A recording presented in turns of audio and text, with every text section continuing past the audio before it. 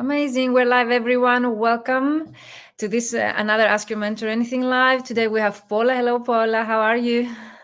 Hi, Virginia. I'm good. How are you? I'm fine as well. We're listening ourselves, so let's switch off. Cool. Okay. So, welcome everyone. Let's wait a few minutes for everyone to join us. So, today we have an interesting topic to discuss, a new initiative that I found out recently, and I would like to share with the rest of the people. So, I see people joining us. Let us know, guys, where are you watching us from in the comments. I'm always very curious to find out where are you watching us from. And if you have any questions related to this topic, let us know in the comments so as to be able, let's say, to discuss it further. So it's Women's English Confidence Circle, building clarity and confidence in high stakes communications. And that's something that you created, Paul. Is that correct? Yes, it is something that I created actually very recently. I'm just launching it. So it's been in the making for for a while, like the idea of it. And then I decided to just go ahead and launch it really. Yeah, Congratulations. not too long ago. Yeah.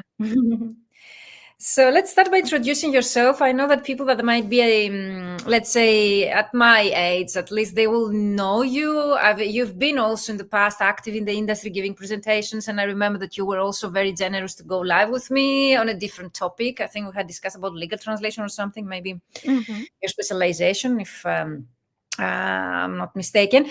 So let's start by introducing yourself with your new, let's say, developments in your career throughout the years. So people that they do Okay. not know you or they know you, they might be able to learn more about you, your background, and your new, let's say, things that you're doing in your career. Okay, wonderful. Yeah. So you're absolutely right. I was very active in the translation industry for a very long time. Mm-hmm. I'm a lawyer linguist, which means that I trained in both fields and I worked in legal linguistics, well, legal translation and then legal linguistics for about 20 years. And I would say about 8 years ago, I switched from freelancing to corporate. And then from corporate, I went into academia.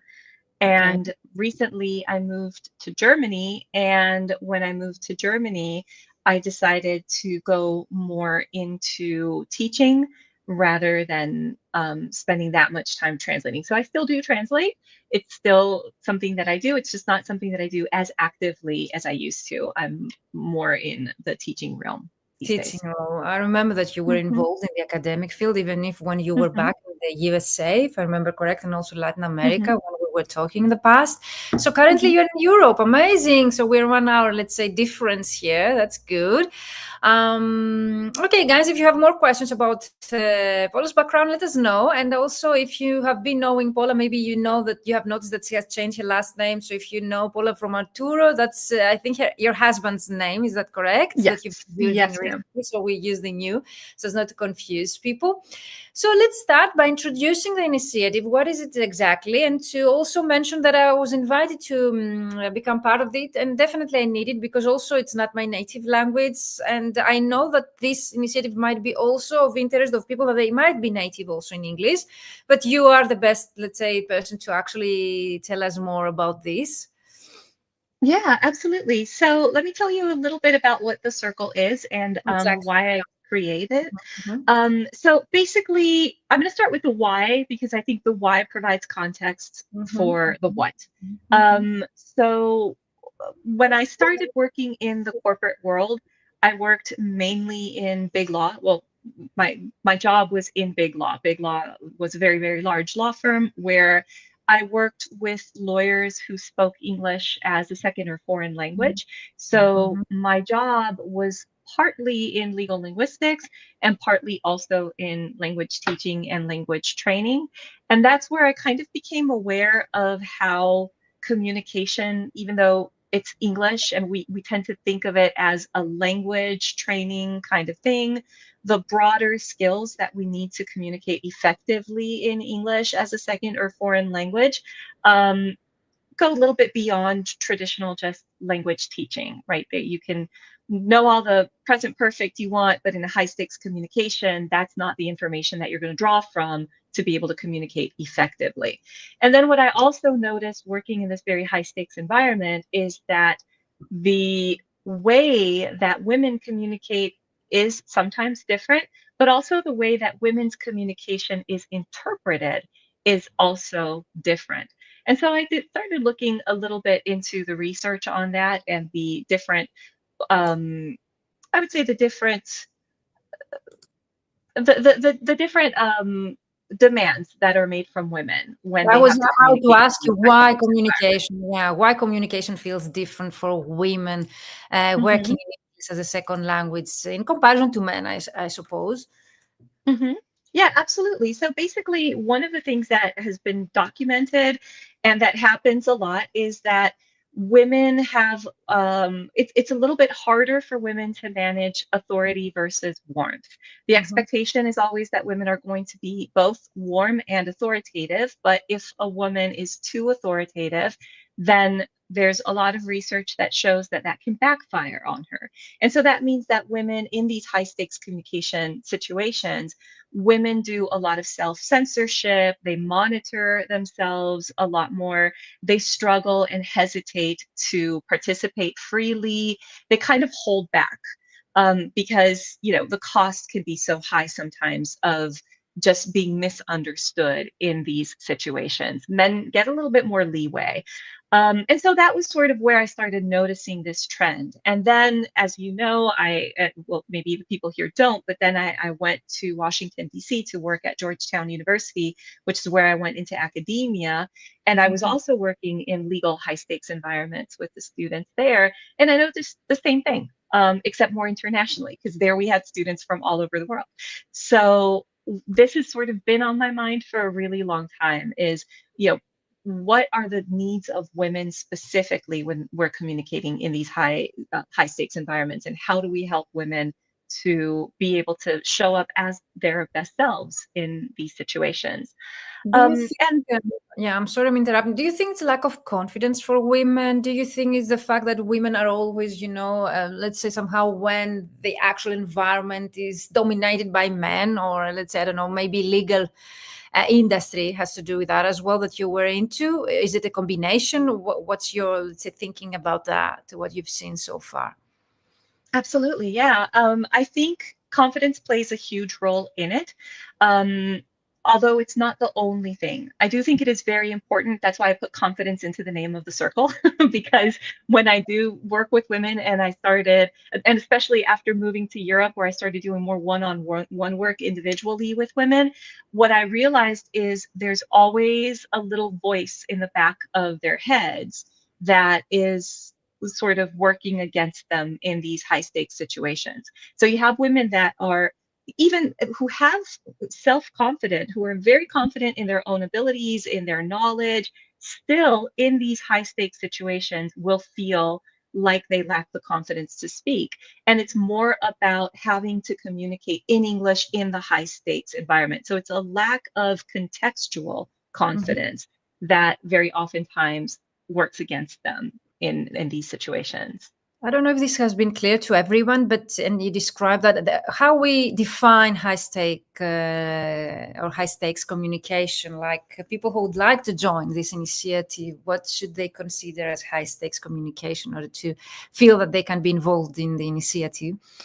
Absolutely. I think anybody who needs to communicate professionally and whose ability to communicate will somehow influence their goals and their outcomes are finding themselves in a high stakes situation. So, what makes a situation a high stakes Mhm. situation is what it means to you as the person who's doing the communicating.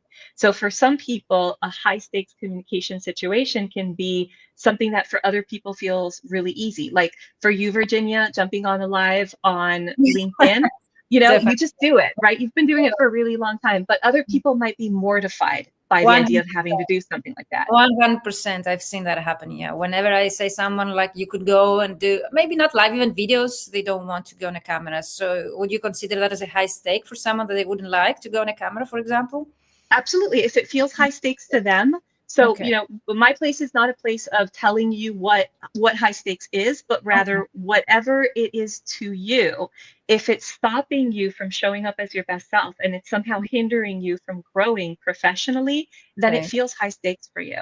And so then what I think we need to work on specifically with women is helping them to gain that confidence to be able to, do that work, to do that thing that they're trying to overcome in that situation. And for some women, it's just meeting with their boss. Like I Mhm. work, I have one person that I'm working with in particular, and she tells me, it feels high stakes, and it's just when it's with my boss. She's fine when she's communicating with anybody else, but there's something about the way the communication works with this particular man, in the way he communicates, that makes her feel very judged, very evaluated, and so on and so forth, that makes her sort of feel like she has to, retract into herself. I think And what we want to make many people will relate with what you're describing right now. Yeah. absolutely, yeah. So I'm sorry, I interrupted you. You were about to conclude, to add something.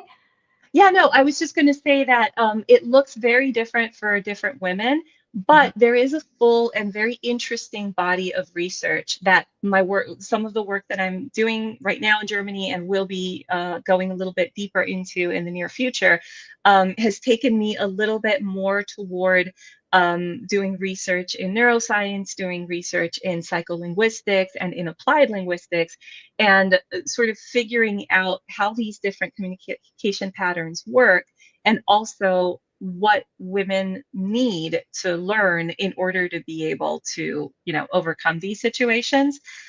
So regardless of how you feel, whatever feels high stakes to you, the solutions there don't depend so much on the situation, but rather on the tools that you have available and the resources that you have available to yourself, to be able to work through those Speaking of situations. And which, that's what I want to yeah, I'm very curious about the tools because you just mentioned them, but I also have seen when you sent me a brief description of what we were about to discuss in the initiative. So I'm always very curious to learn about the tools. Maybe we can clarify a few questions before we proceed with the tools. I think everyone would be very interested. Just to clarify that the circle that we're discussing right now is a volunteer, let's say, initiative that anyone can join. Just to clarify that, like, who can join?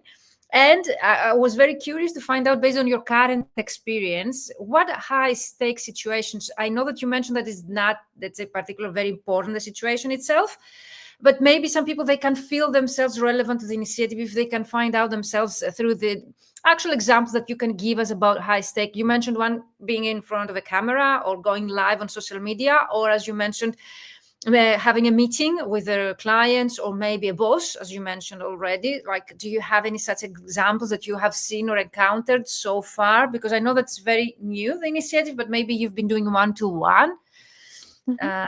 or Yeah, maybe through the research. Yeah. absolutely. Yeah, I can give you some examples. Imagine,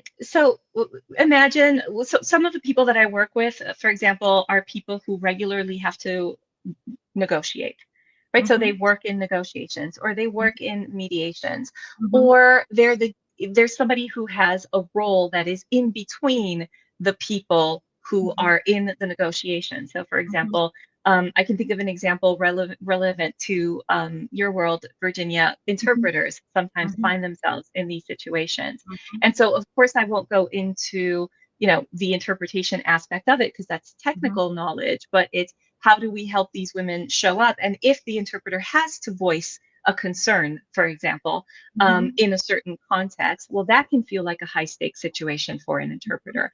For a translator, a high stakes situation can feel like having to talk to a client directly, or having to, if you, I don't know if everybody does this, but when I worked as a translator, I used to have one-on-one meetings with authors sometimes to go through any of their questions or any of their comments. That can feel like a high stakes situation for a professional 100%. translator.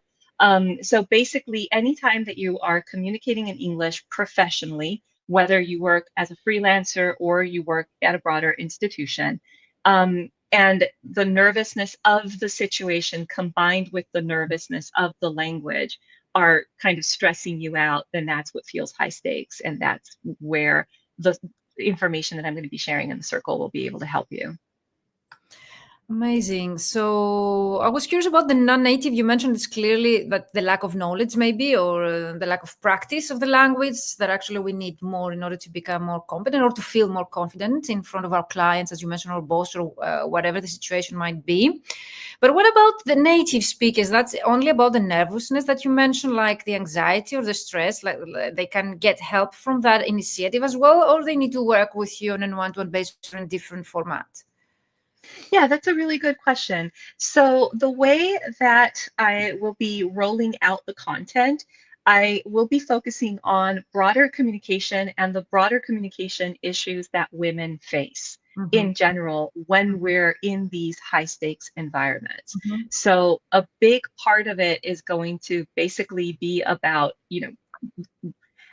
what we need to learn about communication ourselves to be as effective as possible and to sort of work through some of these challenges that we face. Of course, there's an added layer to that, which is when English is your second or foreign language, there are certain things that feel extra hard. Mm-hmm. What is interesting about it, though, is that there's a lot of the tools and resources that you can use actually work for both. So, Mm. for example, one thing that professional women often worry about is sounding too harsh when they speak.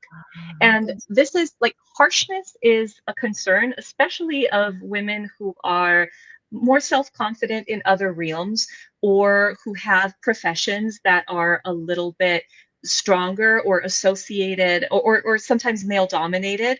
They're Yeah. worried about this, right? And harshness is the same concern for native speakers and for non-native speakers. All women are worried about sounding too harsh in certain contexts Oh, because the stakes are high, and you just don't want to be that person in the room, and you don't want to be seen in that way, and you don't want to be judged in that way. exactly.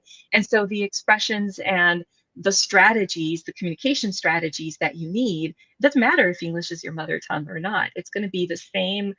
You still need to adapt accordingly to be able to, if you want to convey warmth, then convey warmth. Or if you want to convey assertiveness, but without harshness, the strategies are the same. The way you use your voice, your intonation, your Yeah. posture, all of that is Especially, going to be the same. yeah, especially about harshness that you mentioned. I think it's more likely to happen when you speak your native language. At least in my case, I feel that I get that when I speak in my native language, like Greek. In my case, rather than, so I feel like sometimes it's better when I speak a second language because I cannot express myself that freely that I can do in my, and that in some case might work better, like as you described. So let us know, guys, if you have any questions about the topic. It's very interesting. I get so many questions, but we need also to cover all the topics that we discussed. So do you think that we have covered the common struggles, Paula, so far? Like you mentioned, hesitation, tone, accent, pressure, losing access to your full self, as you mentioned here. Is there anything else you would like to add about the common struggles? So I think one of the other really important common struggles, and this one will resonate more probably with non-native speakers, is the idea that, or the misconception rather, that any error in language means that you are not necessarily competent in your profession. So, a lot of times, the reason why non native speakers struggle in certain environments is because they think, well, if I mess up, if I make an English mistake, if I mispronounce a word, if my grammar is a little bit off, then people are going to think I don't know what I'm talking about. And Mhm. unfortunately, what the research does point to is that in certain contexts, language errors are judged harshly and are in fact associated with incompetence. But the research also tells us that having the right strategies, the right communication strategies available in the moment, and developing the right flexibility in the moment to make yourself understood when you realize that you made a boo-boo and you need to fix it, will Okay. still help you overcome that situation and to some extent um, sort of neutralize that perceived incompetence.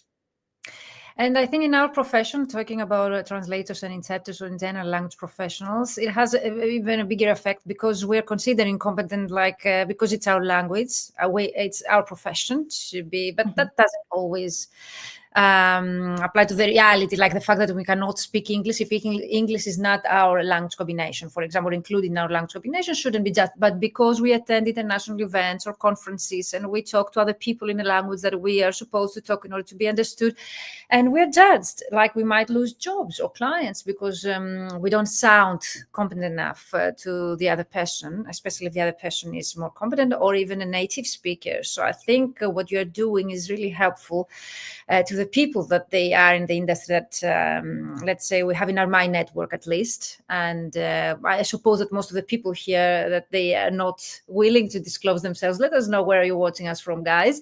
And yes, they need that. I'm pretty sure that they need what you're doing, going practically. So if someone would like to join, what they should do, and definitely I would like to know what they should expect. Like I joined, I haven't received any information yet, but I would like what to expect. Let's say I will be better in communication. I will make less mistakes, for example, in the future. It's just that I will feel less pressure or less anxiety.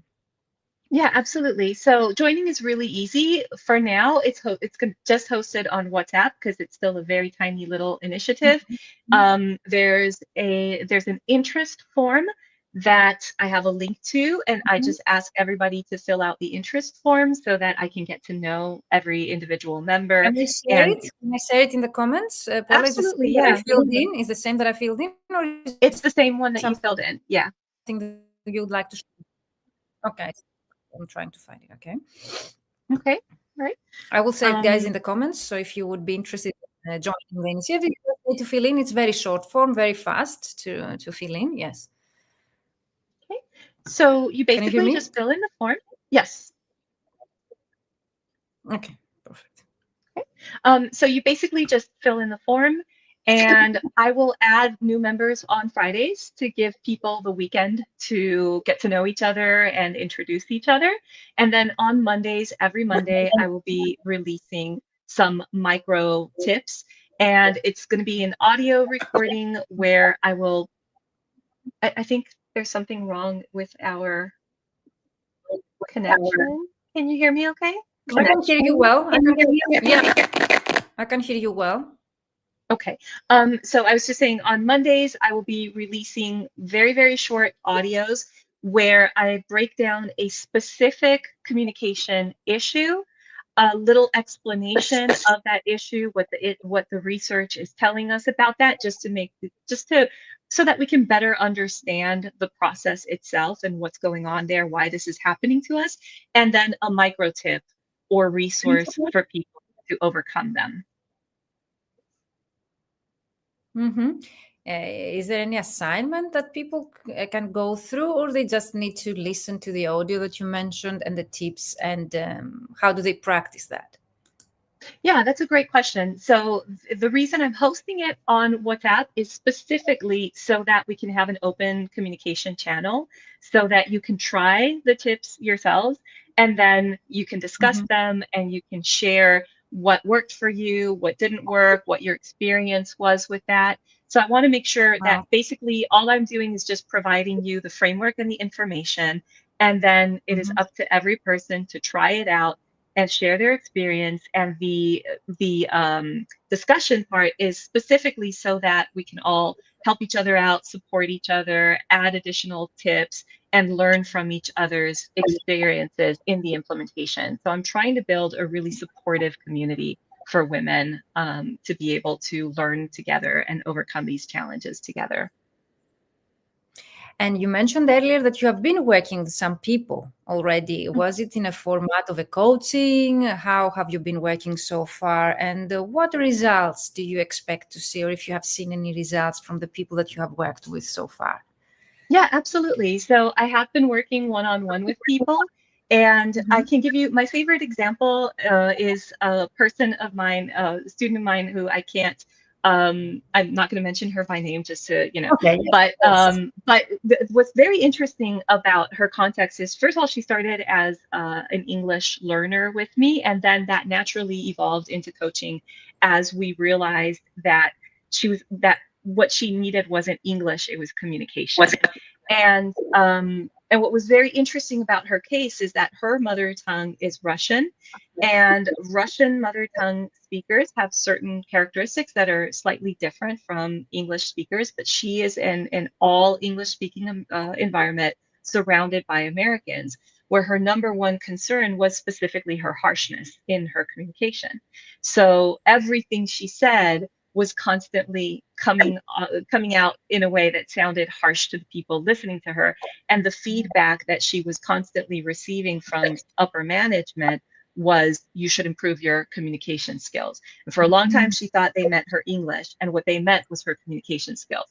So we started working on softening the language without her losing assertiveness, because in her case in particular, what's very interesting about her is she has a PhD in math. She works in development. She has a in IT development, and she has a PhD in math, a PhD in computer science. She is so qualified, so highly qualified for the role. And she was aspiring to a higher managerial position.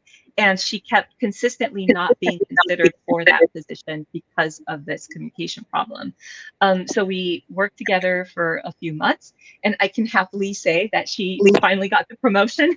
So that is my number one favorite story. And she did learn. I'm sorry? So fast. So fast Yeah, was it as well? it was several months. She was working hard for several months, but she worked very hard at developing the right strategies. And one of the things in her case in particular, what was hard for her cross-culturally, and this is also really important, is that she's from a very direct culture, and she's communicating with people from a very indirect culture. So a lot of the nuance was getting lost, and that made her come off as pushy when really she was just trying to ask questions. So what we worked on specifically with her is reframing questions so that they actually sound like questions instead of sounding like she's pushing for something and making people uncomfortable. That was the first transformation. But how we can identify what we might be doing wrong in our communication if we don't get that feedback from a boss or a manager, as you mentioned? Okay, in that case, you got a feedback from your manager that you need to improve your communication. I suppose that you were able to review her case and give her some guidance to the right direction. You were able to identify that it was not only the language, it was also the type of communication, the way that she was communicating things. Do we need a mentor, a coach, yourself, or is it something that we can identify ourselves? So, for example, I can take, let's say, my example, that most of the people, they were telling me, I think that I have improved a bit, that I was talking too fast. And that's something that I have also in my native language, and that makes more difficult the message that I'm trying to describe or teach through my videos. So I've been trying to become slower, let's say, or to try to find a rhythm that my audience would find more appropriate for them or better understandable. But apart from the feedback that we get, from our audience, our clients, our boss, or whoever is involved in those high stakes communications, how we can understand what we might be doing wrong? Yeah, I think that's a really great question. I want to just quickly address the talking too fast thing, because that's fascinating. And that is very common in people who speak English as a second or foreign language. A Okay. lot of times it's because you're taught that speed equates to fluency, but that's actually a misconception. So English is actually quite a slow language. The average native speaker speaks at a rate of about 120 words per minute, which is rather slow compared to other languages, even though it feels fast. And the problem with speaking quickly, for example, is there's a lot of, in linguistics and applied linguistics and in psycholinguistics, there's a lot of research that points to fast speakers being interpreted as being less trustworthy than slower speakers. So the basically the reaction that you can get in certain situations is, oh, she's talking fast because she's trying to confuse me. I've heard that before, but I think in my case, at least because we're describing my examples, because I'm very fast at speaking in my native language. Greek is very fast in general. I don't know Right. if you, have that idea as well. So we speak very fast. I'm also like supposed to speak even faster than the average Greek person as well. So I had that as a child. And I know that's something that I had to improve also in my native language. So yes, I totally understand the research results, but in my case, it was something that I had very, like very natural to me was to talk fast, which I had to improve also in my native language. But speaking of which, in general, how we identify our, let's say, things that we need to improve, what's going wrong? Maybe we get an impression, let's say, from the people around us that we need to improve something, but we do not know exactly what's going on wrong. Absolutely, yes. I just want to really quickly close the speaking fast thing, because this is really important. The fact that other people perceive things a certain way doesn't mean that that's the intention that you're using, right? So the fact that people will perceive fast speakers as not being trustworthy doesn't mean that the speaker isn't trustworthy. It just means people have this stereotype in their mind, or this is how they react to it. And in answer to your question, when people don't give you feedback directly, I mean, I'm always a big fan of working with a communication coach, because then you get that feedback. If you don't have people around you to give you the feedback, then, you need someone to tell you this is what you're doing. If you don't have that, right, like you don't have access to that, then what I would always recommend to people is to listen more than you talk, and look at how people react to you when you do talk. Because if you find yourself in situations where you're constantly saying, wait, that's not what I meant, or you find yourself in situations where you realize you made people upset, or you find yourself in situations where you realize people are acting defensively towards you, or maybe they're just shutting down entirely, then there was a communication breakdown. And of course, communication is always a two-way street. It's always what you said and also how the other people in the room react to it.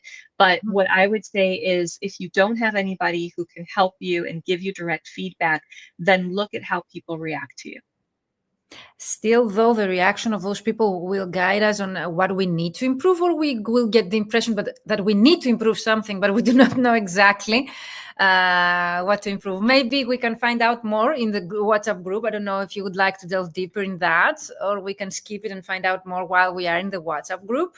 But I'm very curious to find out what I need to improve more, maybe in my case. And I've got some kind of reactions, but I do not know exactly, what might that be that I need to improve, apart from my English, my native language. So the reaction will tell you there's something, right? It won't tell you what, and it won't tell you what the other person is thinking. There are follow-up questions that you can ask when you feel. That's why I said, listen more than you speak in certain contexts. A very nice thing to do is to have a series of resources that you can activate in these situations, where you just ask the right questions to gauge whether, did I not make myself understood, or is this just a person who is, not able to understand? Do I need to rephrase? Do I need to be flexible? But these are situations that we need to learn to navigate. That's very interesting. I have so many questions, but we don't have that much time.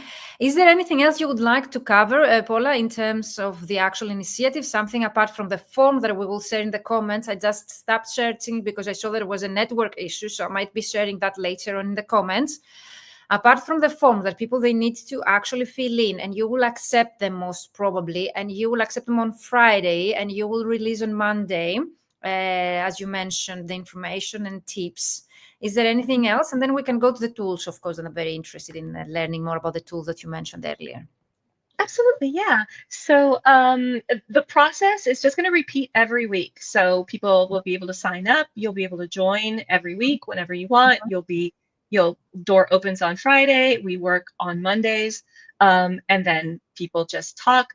The form is the only formality that I have right now, and it's just to get to know people and make sure that you're a real human, and that you're, a woman, which the group is for women. So we want to make sure that we get the right people into the group, and so that's the basics of it, and that's the level that we're operating in, and it's free. And I think that's also really important. I would like to ask about that. Why is it free? Maybe some people, they have that kind of question in their mind. Why is it for free? It will take you so much time and effort yourself to actually coordinate the whole initiative. So why is it free? Is it going to be free?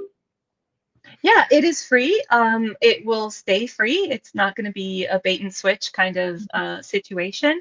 So I decided to make it free for several reasons. Number one, because I have other stuff that if you want to pay me, you can go into my paid stuff. Mhm. I don't think of something as a WhatsApp group as something that I would, you know, as a product that one sells, but rather what I want to focus on is building a community of women. Of course, I do get something out of it. And it is right now, at the moment, I am training also in emotional regulation coaching. And so, what I get out of this is also being able to listen to real people at a broader level than in my one on one sessions with people, and to really listen to what is going on there, what are your struggles, and that guides my own research as well, because I am actively researching the intersection between emotional regulation and second language acquisition. So that's basically, it's for me, it's a win-win. Yes, I put in work, of course, but also, I'm learning myself, and this is guiding my own research. And I think those are nice little spaces where everybody gets something from that exchange. I see a lot of interest from men as well, guys, in the comments. Hello, Yasin. Let us know where are you watching us from. So you might be disappointed about the circle. It's Sorry, only guys. and we also described why in the beginning of the video. So if you're watching the recording, you can go back and watch the beginning of the video where we are describing why is it only for women. So let's go to the tools that everyone might be waiting for. We actually mentioned them earlier. You mentioned them as well. They're going also to be included in the actual circle, this initiative, this community. So you would like to describe more about that or to tell us more, Paula? Yeah, absolutely. So one of the things that I have discovered, so to say, I didn't discover it, but rather learned. I think learn is a better word. One of the things that I learned in what I've been training in, which I mentioned earlier, is we all have the necessary resources within ourselves to overcome these high stakes, high stress situations. What we're not always well versed in is how to activate the right resource. And by resource, I mean our own psychological resources, how to activate the right resource in the right context. So a lot of times we will react to a situation when what we should do is take a step back, take a deep breath, analyze the situation for a second or two, and rephrase what we're trying to say. And so the resources that I'll be sharing every week are guidance in how to do that, how to know, when is it time to really take that step back? What should I ask myself in that key moment? And so that when I open my mouth to say something, I say exactly what I want to say, and I'm in control of the situation, and it's not the stress and the lack of confidence and all these other things we talked about sort of hijacking the communication. I learned something really interesting from the neuroscience field, which is how a specific part of the brain that's called the amygdala can get hijacked in certain situations, and then people react a little bit less rationally. And it occurred to me, well, this is the same thing that happens in language. When we understand that process, and we understand that really everything that we're experiencing right now is tied to this emotional stress, then we can activate not just the emotional tools, but also the linguistic tools that are in our brain that we already have because we do speak the language, that we just need to know when to use them and how to use them wisely in the moment, or how to train ourselves to be more flexible in these moments. So when I talk about tools, what I'm going to be talking about are some key questions that we can ask ourselves to sort of begin to train our brains to know how to react to these situations.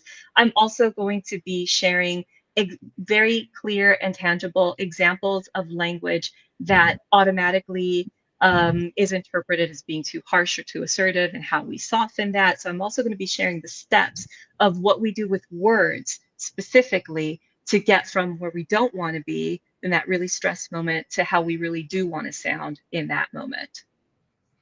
That's so interesting. I think it's very helpful also for us as translators, interpreters, and language professionals in case that we want to win negotiation situations, like we are on a discovery call with our clients, we're afraid on getting on a call with our clients because we lack the knowledge or we're not native speakers, or if we are native speakers, sometimes we don't have the skills to communicate what we have in our mind correctly. So I think it's going to be helpful not only for us, of course it's for us, but I think all women are invited in such a circle, a community. Paula, is that correct? That they would like to build, as you mentioned here, clarity and confidence in communication. Is that correct? That is absolutely correct. I am looking though for professional women. So if you're more interested in like learning English for traveling, then that's not the right group. Right. So it Okay. is women who communicate professionally and who, do face these professional challenges when they So communicate in high English. stakes communication in professional environments, either has to do as a freelancer or as a business owner, or you are an employee and you would like, as you mentioned the example earlier, to get a higher position in your current working environment. So whatever it might be. And also if you have questions, you can contact Paula directly. How you would like to be contacted, Paula, in case someone would like to find out more? Yeah, absolutely. So you can find me on LinkedIn. I'm quite easy to The find name there. here? See the Yeah, name here. with my name, with Paula-Klammer. You can reach me through my website, paulaklammer.com. You can email me. My email is really easy. It's paula@paulaklammer.com. So there's like absolutely, like I'm just so easy to find right And now. to get more information about how they can work with you is at paulaklammer.com. That's the website where they can find more information about how they could be able to work with you in case they would like to take a step further. Absolutely. Yes, you can visit my website and you can schedule a one-on-one call with me there. Okay, which is, I think, free of charge, just to discover if you are a good fit together. Exactly. But guys, find out more about Paula on her LinkedIn account. You can contact her directly. It's one of the people I really admire myself. She has done a lot for the community. She has helped a lot, at least in the past that I recall. And I really believe in this initiative because Paula is behind of this. And I would definitely suggest you to trust it, because if Paula says something, that's it. There are no things to be hidden behind of this. So if you're watching the recording, let us know in the comments. Paula, is there anything else you would like to add, something that we missed of the things that you would like to cover today? No, I just want to say a very warm thank you. Thank you for having me. Thank you so much for your kind words and for your endorsement here. I really appreciate it a lot. I And appreciate yeah, it a lot. I look forward to seeing people in the group, and I think we can build a really wonderful community together. So, everybody who really feels like they need that extra layer of support is absolutely welcome. Thank you so much. I really love to support such initiatives that they have as a main purpose to help other people. And there are no hidden purposes there. So guys, if you have more questions, contact Paula directly. I'm very glad to have you here, to meet you after so long time that we haven't met in person, or let's say online. So guys, let us know if there are any more questions in the comments. We will be sharing the link. So Paul, if you would like to share the link of the form in the comments afterwards in the event section of LinkedIn, people will be able to find it there. Okay. And if you would like me to share anything, I would be glad to do that. So just to take a minute to invite people to my upcoming free masterclass, if I'm not taking your time, because I'm, let's say, organizing a free masterclass next week for translators and interpreters only. So it's not for the women's circle, it's irrelevant.